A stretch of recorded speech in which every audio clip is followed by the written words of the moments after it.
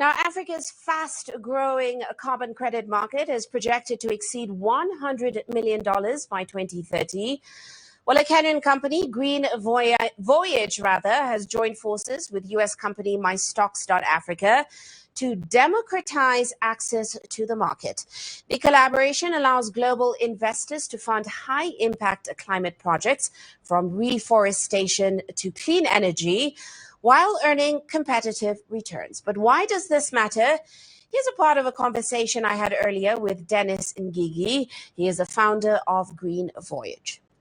The voluntary carbon market space is essentially a global marketplace where companies and individuals can purchase carbon credits to basically offset their emissions that they can't eliminate. So here's how it works. We'll take an example of reforestation or a renewable energy project. So we have international standards who are able to verify this type of projects. And for every ton of carbon they reduce, they generate one carbon credit that can now be bought by the off-takers. So we have several stakeholders. We have people called the carbon project developers. Ideally, they are the guys who are doing these sustainability efforts, or for example, the reforestation project I just talked about. Then on the other side, we have the corporates who are looking to buy credits to meet their net zero goals.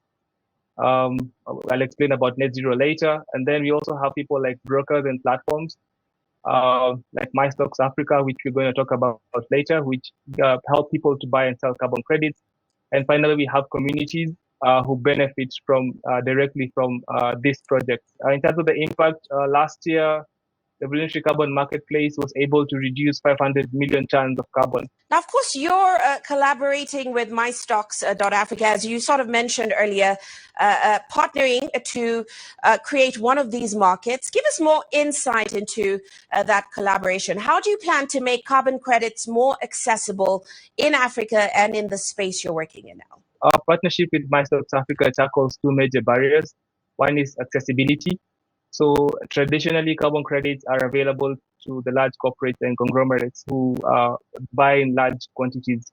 So what our collaboration with MyStocks.Africa does, it fractionalizes the credits. So even an investment of just $100 could fund a project anywhere in Africa.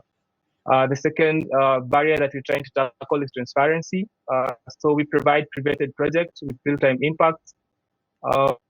And then investors are able to get a clear return, and they're able to see a clear path of return on investment from the credit sales.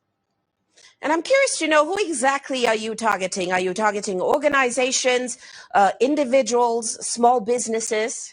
Yeah, so ideally, we just want to bring everyone to the fold. Like I said, you'll be able to now invest up to as little as $100 into a carbon project. That means you are able to include anyone who would want to invest into a carbon project and carbon credits. And what are your targets going forward? How many carbon credits, for example, do you hope to get out of the atmosphere or put out there? Give us some more insight into what some of your end game targets are. Yeah, so we have a very ambitious plan through this collaboration. First is to unlock a market of up to $100 million worth of carbon credits. And that could amount anywhere to 100,000 to 1 million carbon credits that we either plan to avoid or reduce from the atmosphere. Now, one thing you talked about was you're helping to eliminate the barriers. And we know the voluntary carbon market space, it's not fully defined by any regulatory framework or standards. So talk to us about the pros and cons about the marketplace right now. How are you navigating these issues and challenges? What you're bringing on the table now is inclusivity. Like I say, we are trying to bring smaller players who are able to now nurture and develop their project and give them visibility to the global markets. So in terms of the cons, like you mentioned, is regulatory uncertainty. Kenya especially developed a climate change act in 2024, but then other African countries are yet to develop carbon market frameworks. So it leaves a lot of gray areas, but we are trying to work with several stakeholders to at least help projects across Africa. Well, moving on now, U.S. businessman